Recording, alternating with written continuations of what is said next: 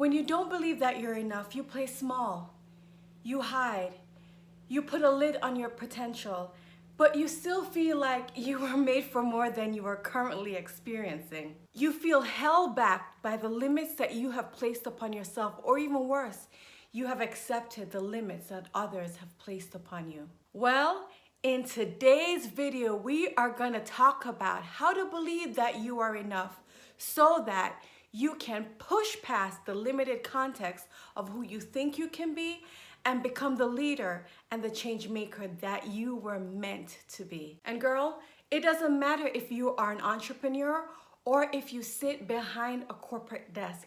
It is time for you to live out the mission that you have been shrinking from, because you have a world waiting for you.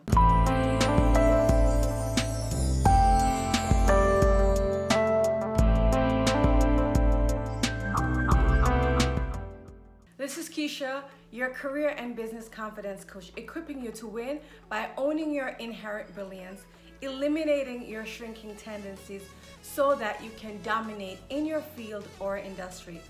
Click on the subscribe button below so that you will be notified of when I upload my weekly Wednesday videos. And check out the links in the description below so that you can pick up a free copy of my ebook, 10 Confidence Building Strategies that you can implement now. Tip numero uno to believe that you are good enough is to look for evidence that you stack up. We forget who we are. We forget who we were born to be. Many of us have stifled our voices and muffled our hearts for such a long time that we forget our glory days as children. The glory days before we believed the lie that we aren't good enough.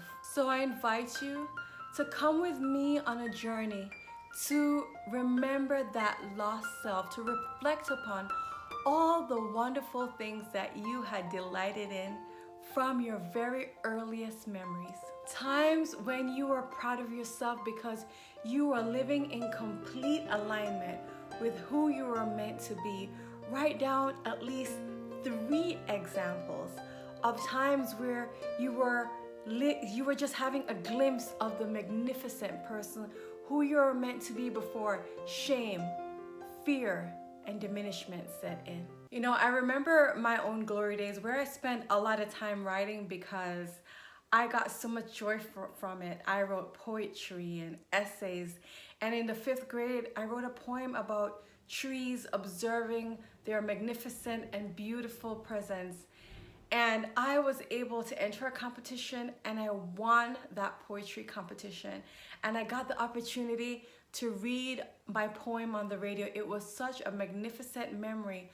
However, just a few years ago, I realized that I had lost my passion, or I didn't lose the passion, but I stopped writing, all in the name of productivity and all the responsibilities that come with adulthood. Upon recognizing this, I decided to bring this life-giving gift of writing back into my life. And so this is why I want you to carve out 30 minutes and remember, bring back to memory all the things that you used to do before you believed the lies. But I don't want you to stop there. I want you to, for the next 30 days, to notice all the wonderful things that you're doing. Write down everything that you're proud of. Nothing is too small. Nothing is too trivial. This is about celebrating our wins now and to rewire our brains to notice our inherent good over and over again. You see, because we've spent a lot of time noticing the areas in which we have failed, so it is now time to create a new habit to see our inherent good. And maybe, just maybe, by practicing this on a regular basis, you will recapture the days that you believed in yourself. Tip number 2 is to learn to live in your duality. Remember, we are complex creatures as human beings. We are not just one thing.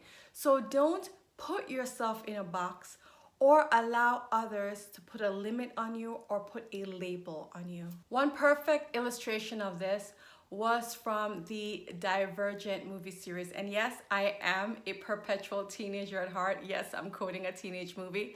But when 4 said to Tris that he didn't want to be just one thing. And so he had tattooed on his back all the factions. And he said, I want to be brave and selfless, intelligent, honest, and kind. He didn't want anyone to put him in just one box. And he didn't want to just choose one thing. And so I want to encourage you today to live in your duality. You are a complex creature that consists of many different qualities and strengths as well as weaknesses. So embrace this complex duality shamelessly.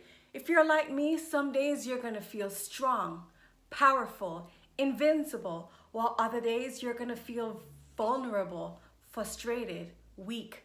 It's all okay. We are a complex mixture of strength and tenderness, of brilliance and doubt, or might and insecurity. And learning to live in that mysterious duality of all that you are is a liberating way to live and to keep yourself free of judgment and shame. So I want you to type yes in the comments below if you have found some freedom from this concept of living in your duality. Tip number 3, it is to get a clear view of your impact. Most people who struggle with feeling that they are not good enough are not able to see their own brilliance. And so I'm going to give you an exercise for you to be able to gather some objective information from other people who you respect their opinion and ask them for 5 words that will describe some of your strengths. These people could be people in your family, maybe 2 or 3 people in your family, but I would like the majority of those people to be with people that you work with or people you've done some sort of project with. And once you get those feedback from, hopefully you'll ask about 7 to 8 people, identify the top 3 trends and begin to read those trends daily, to bake it into your mind so that you can begin to own the things that you do absolutely well. So let me know in the comments below, what was the most important thing that you took away from today's discussion? What tip did you find the most helpful? And join us next week for part 2 of this series. If you liked this video, I want you to like, comment, and share it with a friend that you know it will be helpful to. In addition, click on the link below to pick up a free copy of my ebook, 10 Confidence Building Strategies that you can implement now, as some of these tips, as well as additional tips that we discussed today, are covered in more depth in this book. And if you're seeing this video before June 10th, there is still time to register for my group coaching program, Breakthrough Confidence Now. So click on the links in the description below to set up a free strategy session with me to discuss your potential fit. I hope this week's video has inspired you to own your inherent brilliance, because you are already enough, and I am rooting for you to expand into your more.